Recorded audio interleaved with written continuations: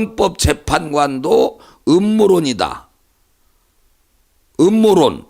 그 다음에 좌익 세력이 부정선거로 국회 권력 탈취했다. 여러분 보세요. 헌법재판관을 하신 분도 좌익 세력이 부정선거로 국회 권력 탈취했다. 부정선거를 강조했다니까 이분도. 그래서 조대현 전 헌법재판관이 이번에 합류를 하셨어요. 처음부터 합류하신 게 아니라.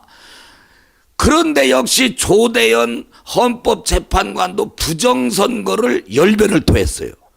그런데 부정선거 열변을 토할 때 눈물을 흘린 분이요. 야, 신기하더라고요. 그러면서 공산주의 자익 세력이 이 짓을 했다. 여러분, 이거 놀라운 일 아닙니까? 헌법재판관을, 그것도 노무현 전 대통령 여러분들 탄핵 이거 여러분들 기각시키는데 공로를 세운 분이야. 근데 이분이 여러분들 윤석열 대통령 변론인으로 나섰다는 게 지금 이거는 엄청난 우리에게 큰 희망이 된단 말이야. 그 다음에 외나문에 외친 소리가 대통령에게서도 나왔지만은 전 헌법재판관 조대현 재판관에게서도 나왔다는 거. 그래서 윤 측 합류 조대현 공산세력 막으려 계엄 선포했다. 이야, 그러면 이게 진짜 재판관들도 울먹이면서 진짜 우리나라가 공산화된다는 거를 이제 알게 된 거야. 이게 외로이 전광훈 목사님 홀로 싸우면서 우리가 7년 동안 외치니까 이게 다 된 거예요. 봐요. 공산 세력, 반국가 세력 막으려고 계엄 선포했다. 이야, 자, 그 다음. 비천군 대리인 조대현 변호사입니다. 대한민국 대통령이 대한민국 헌법의 명령에 따라서 비상계엄을 선포했습니다. 그런데 국회 과반수 세력이 대통령을 내란죄로 몰아서 위법하게 탄핵 소추를 했고, 대통령을 체포하겠다고 위협해서 헌법재판소의 첫째 변론기일에 출석하지 못하셨고, 또 자진 출석한 대통령을 구치소에 수감해서 오늘 두 번째 변론기일에도 출석하지 못했습니다. 그래서 비정부인을 대신해서 저희 대리인 3명이 탄핵 청구 이유에 대해서 답변하고자 합니다.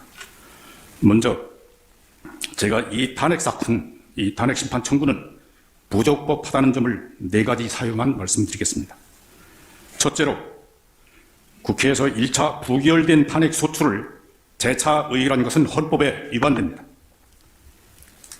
대통령이 2024년 12월 3일 23시로 비상계엄을 선포했는데 국회가 2시간 후에 비상계엄 해제 요구를 의결했습니다.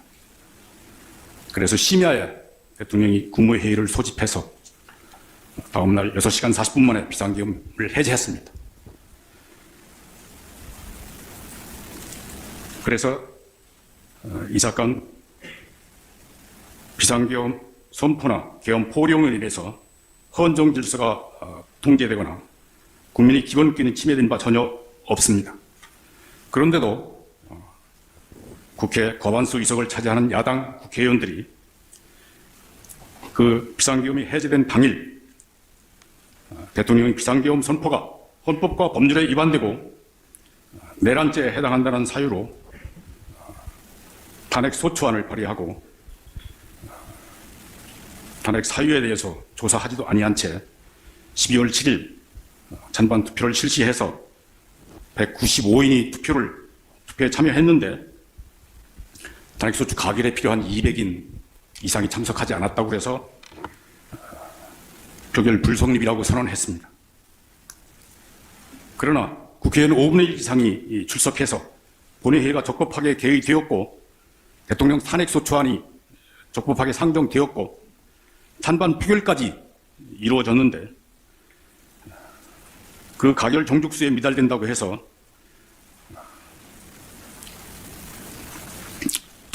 표결 절차가 없었다거나 표결이 불성립됐다고 볼 수는 없습니다. 오히려 200인 이상의 찬성을 얻지 못했기 때문에 부결된 것입니다. 국회의장이 그걸 부결 선포를 하지 않고 표결 불성립이라고 선언했다고 해서 이미 탄핵소추안에 대해서 표결한 사실, 그리고 가결 종족수에 미달된 사실, 그래서 그 탄핵소추안이 부결된 사실은 부정할 수 없는 것입니다. 그럼에도 불구하고 여당은 대통령 탄핵소추가 가결될 때까지 일주일 단위로 임시국회를 소집해서 대통령 탄핵소추안을 계속 발의하고 계속 의결했다고 공표했습니다. 그리고 2024년 12월 22일 대통령 탄핵소추안을 다시 발의했는데 그 탄핵소추 사유는 대통령이 비상계엄 선포가 위법하고 헌법과 법률에 위반되고 내란죄에 해당되는 사유입니다. 그거는 1차 탄핵소추안에 포함되어 있던 사실입니다. 국회는 그 탄핵소추안을 12월 14일 본회의에 상정하고 204인이 찬성했다고 해서 가결 선포했습니다. 그러나 대통령 탄핵소추 안건이 정기국회에서 정족수 미달로 부결됐는데 임시국회를 열고 동일한 사유로 대통령 탄핵소추안을 다시 발의 상정하고 가결시킨 것은 헌법이 대통령 탄핵의 요건을 엄중하게 규정한 취지를 위반한 것입니다. 헌법 65조는 고위공직자가 헌법이나 법률을 위반한 경우에 국회의 탄핵소추와 헌법의 탄핵심판으로 파면할 수 있게 하면서 국회가 탄핵의 소추를 의결하면 헌법재판소의 탄핵심판이 선고될 때까지 그 공무원이 직무를 정지시키고 있습니다. 탄핵심판 대상자 중 대통령은 국민이 직접 선거로 선출된 국민 전체의 대표자이고 가장 높은 민주적 정당성을 가집니다. 그래서 그러한 민주적 정당성을 가지지 않는 다른 탄핵 대상자들과 달리 탄핵의 요건과 절차를 엄중하게 규정하고 있습니다. 국회의원은 국민이 직접 선출한 대표자라고 해서 탄핵 대상에서 아예 빼버렸습니다. 그런데 대통령은 국회의원보다 높은 민주적 정당성을 가지고 있음에도 불구하고 그 통치권 남용을 견제하기 위해서 탄핵소추 대상으로 삼으면서 그 요건과 절차를 엄중하게 규정한 것입니다.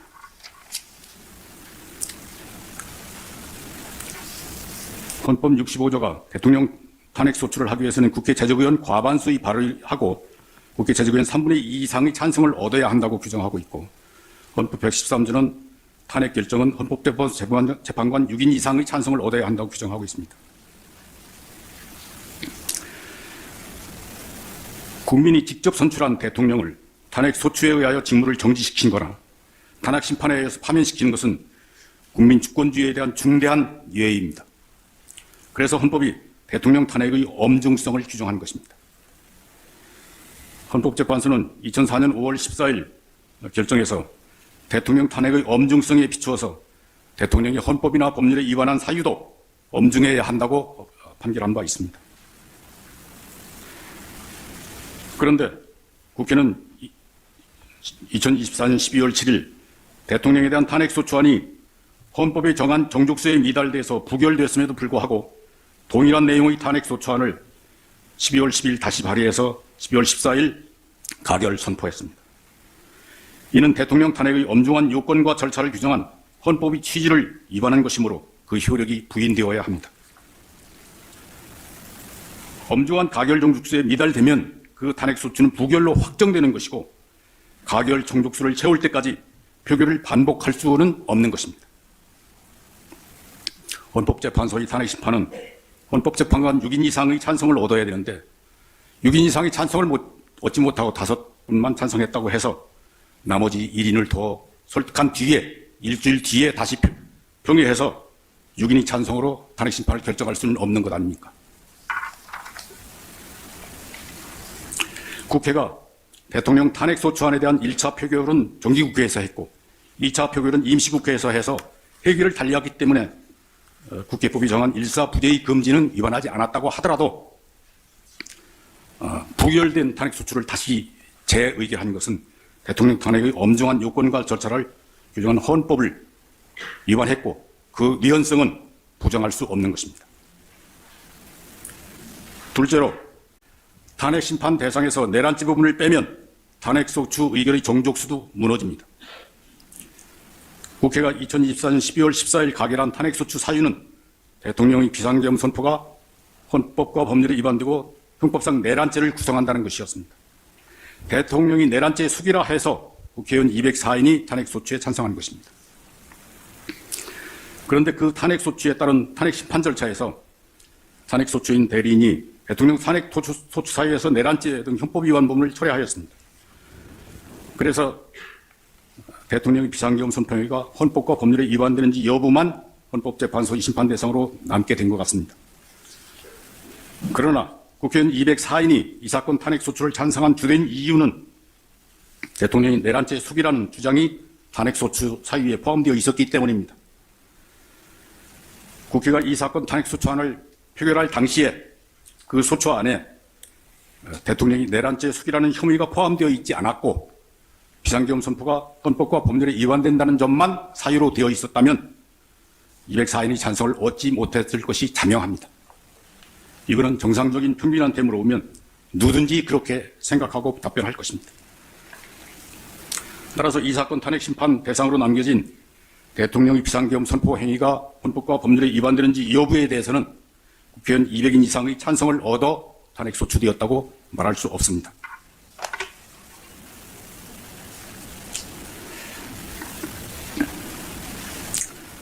그리고 국회가 이제 다시 대통령 내란죄 숙이라는 혐의를 빼고 대통령의 비상계엄 선포의 행위가 헌법과 법률에 위반되는 사유만 탄핵소추 사유로 삼아서 다시 표결해서 200인 이상 찬성을 얻는다고 하더라도 그에 따라서 새로운 탄핵 심판 절차가 진행된 것은 변론으로 하고 이미 부적법화된 이 사건 탄핵소추가 적법화될 수는 없는 것입니다. 따라서 이 사건 탄핵소추는 각하되어야 합니다. 셋째로 비상계엄 선포의 위헌 위법 여부는 사법심사의 대상이 아닙니다.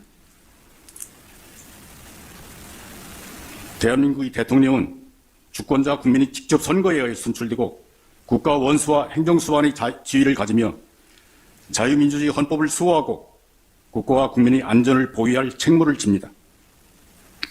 이러한 중차대한 책무를 온전히 수행할 수 있게 하기 위해서 우리 헌법은 대통령에게 국군 통수권, 임금명령권과 계엄선포권 등 비상대권을 수여하고 재직 중 면직 특권으로 보호하고 있습니다.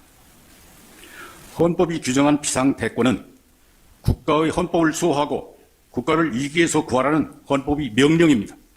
명령이다. 대통령이 수행할 그것을 지킬 책무를 지는 것입니다. 이 사건 비상계엄 선포는 대통령이 자유민주주의 헌법 질서를 수호하고 국가를 보위하기 위해서 헌법이 허용한 비상대권을 행사한 것입니다. 국내 국외의 공산주의 좌익 세력이 대한민국 선거의 부정을 획책해서 국회의 과반수 권력을 탈취하고 그 과반수 권력을 자의적으로 휘둘러서 국회의 입법권과 탄핵소추권, 예산심의권을 남용해서 국가 기능을 마비시키고 자유민주주의 헌법 질서를 붕괴시켰습니다. 그래서 대통령이 이러한 국가 비상사태라고 판단하고 자유민주주의 헌법 질서를 회복시키기 위해서 헌법에 따라 비상대권을 행사하는 것입니다. 그렇습니다.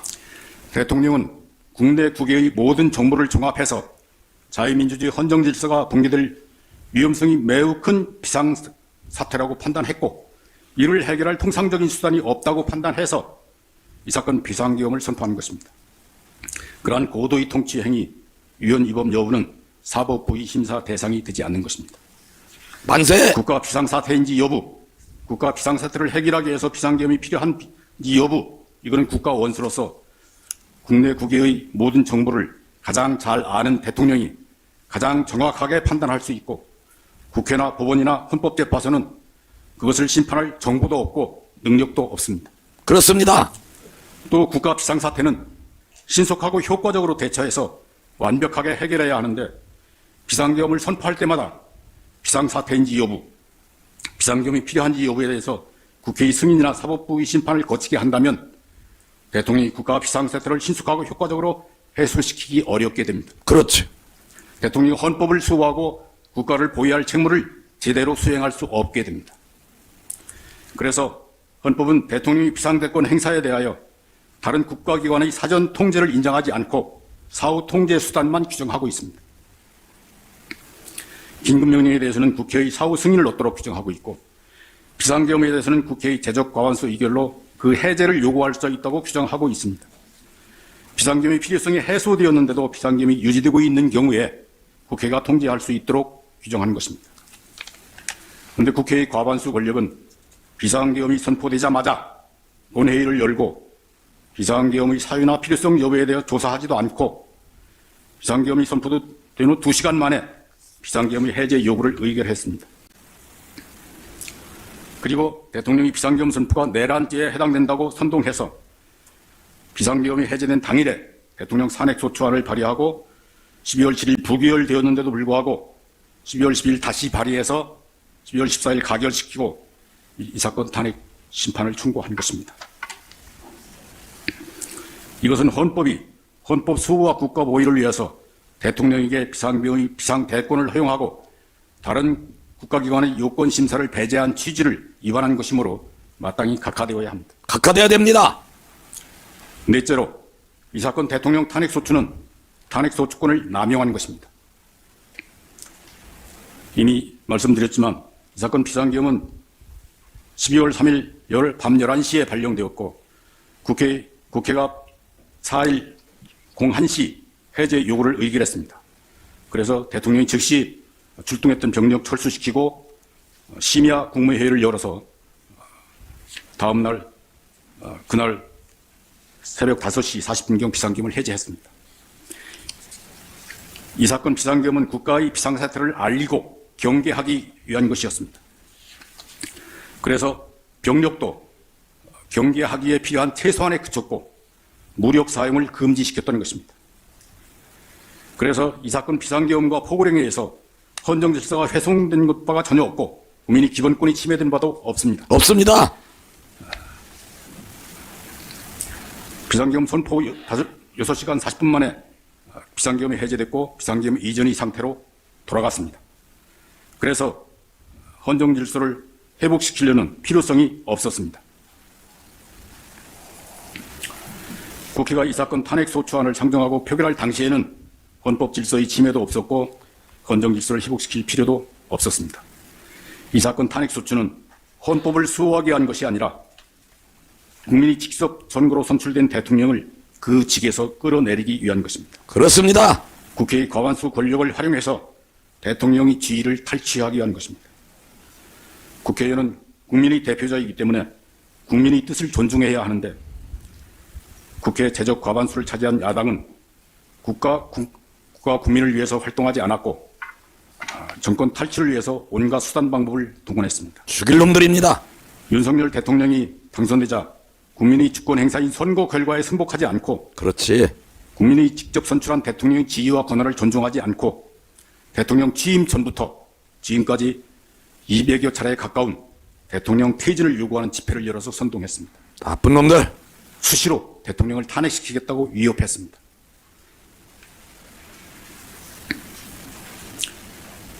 대통령 가족에 대한 의혹을 선동하고 그 의혹을 조사하기 위해 특검법을 의결하고 대통령이 제의 요구로 부결 확정됐는데도 불구하고 그것을 다시 발의하고 의결하기를 반복했습니다. 헌법이 입법권 남용을 통제하기 위해서 대통령에게 법률안 제의 요구권을 부여하고 제의 가결 요건을 엄중하게 규정해서 엄중한 요건을 채우지 못하면 부결 확정되게 한 것인데 그러한 헌법의 취지를 위반하면서 대통령의 지위를 흔들고 모욕했습니다.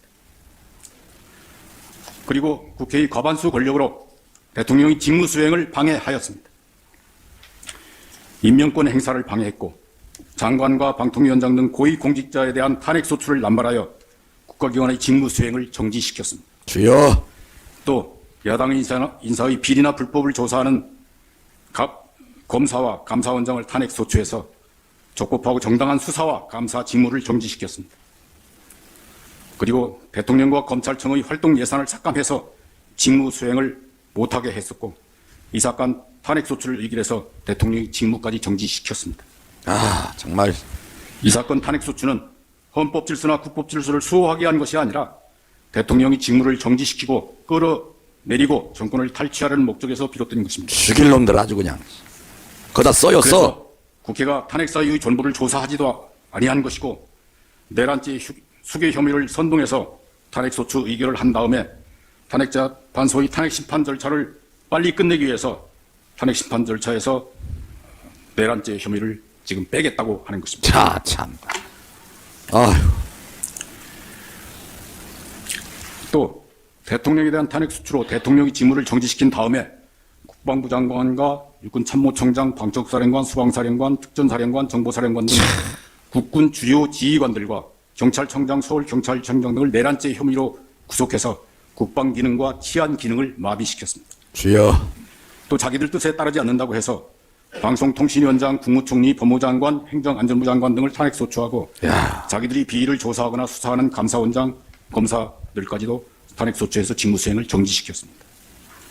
게다가 국회가 추천하는 헌법재판 3인이 퇴임하면서 헌법재판관이 6인에 불과해서 심판을 할 수 없게 되었는데도 후임 재판관을 추천하지 않고 탄핵소추된 고위 공무원들이 직무집행을 한없이 연장되게 했습니다. 이러한 점들을 종합하면 이 사건 탄핵소추는 헌법 질서를 수호하기 위한 것이 아니라 국회의 과반수 권력을 남용해서 대통령의 직무수행을 정지시키고 파면시킨 다음 대통령의 지위를 탈취하려는 것임이 분명합니다. 분명합니다. 그것은 국회에게 대통령 탄핵소추권을 부여한 헌법의 목적을 벗어나서 탄핵소추권을 남용한 것이라고 보지 않을 수 없습니다.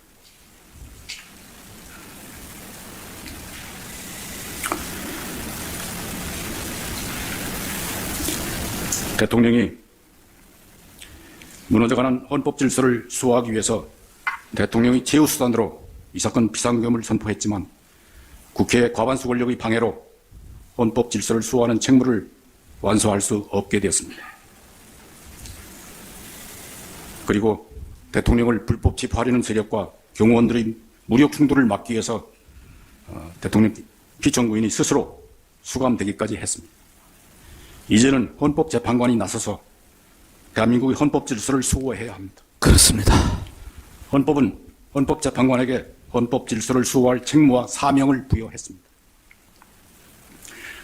헌법이 헌법재판관에게 부여한 헌법 수호의 사명을 이 사건 진실을 밝히는 횃불로 삼아서 공산주의 좌파 세력이 민주선거를 왜곡시킨 사실, 국회 과반수 권력이 입법권을 남용해서 자유민주주의 헌법 질서를 무시하고 자기들 멋대로 독재하려고 한 사실, 국회의 과반수 권력이 예산심의권을 남용해서 대통령과 검찰의 직무수행, 국방기능의 정비, 국가경제의 발전 등을 방해한 사실, 대통령이 이러한 사태를 종합해서 국가 비상사태라고 판단하고 이를 해결할 다른 수단이 없어서 부득이 비상계엄을 선포하게 된 사실, 국회의 과반수 권력이 대통령의 비상계엄 선포를 내란죄로 선동하고 탄핵소추권을 남용해서 헌법질서 수호를 방해하고 국가 기능을 마비시킨 사실 등을 정확히 조사하시고 그러한 위기 상황에서 자유민주주의 헌법질서를 수호해 주시기 바랍니다. 헌법재판소가 국회 과반수 세력의 권력 남용을 통제할 권한이 있다는 사실을 확실하게 공포하여 주시기 바랍니다. 대한민국의 헌법과 국민들이 헌법재판관들의 현명한 심판을 기대하며 열망하고 있음을 잊지 마시기 바랍니다. 감사합니다.